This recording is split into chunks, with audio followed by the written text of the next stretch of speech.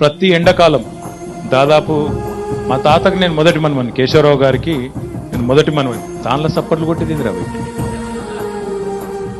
ఒకడు మొదటోడు ఉంటాడు, ఒకడు నడిపోడు ఉంటాడు, ఒకడు ఆఖరోడు ఉంటాడు. గండ్ల సప్పట్లు కొట్టే పడ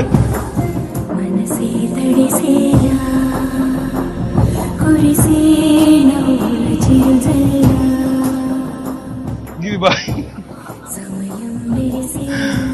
నేను మొదటి మనమని, ఎందుకంటే మా అమ్మ పెద్ద బిడ్డ.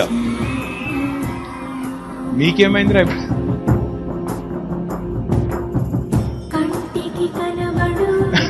ఇప్పటిదాకా మంచిగా ఉన్నారు పిల్లలు, ఇప్పుడేమైంది వీళ్ళకు?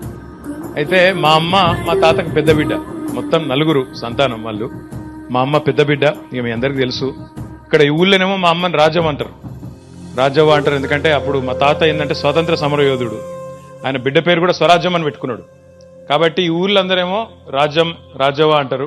కానీ పెళ్ళైనాక అరే మీ దయరా, నేను ఏమన్నారా, కావాలంటే ఇంటికి కొమ్మని చెప్పినా కదరా తమ్మి. అయితే మా పెళ్ళైనాక, మా అమ్మ పెళ్ళైనాకనేమో పేరు మార్చిండ్రు, శోభ అని అక్కడ వాళ్ళ అత్తగారింట్లో పేరు పెట్టింది అది. కాబట్టి ఇప్పటివరకు ఇప్పుడు కూడా అప్పుడప్పుడు నేను సిరిసిల్ల మా అమ్మ క్లాస్మేట్లు లేదా కుదురుపాక ఊరోళ్ళు ఎవరైనా కలిసినప్పుడు వచ్చినప్పుడు చెప్తారు, ఊళ్ళో రాజ్యం అడిగినా అని చెప్పు అంటారు. మొదలు ఒక్కసారి యాదికి రాదు, రాజ్యం ఎవరో మా అమ్మనా అని చెప్పి మళ్ళా అనిపిస్తుంది. అందుకే రాజ్యం అన్నారంటే పక్కా అన్నట్టు కుదురుపాక వాళ్ళు వీళ్ళు బరాబరిగా వీళ్ళు మా అమ్మమ్మ ఊరోళ్ళని తెలుసుకోవచ్చు.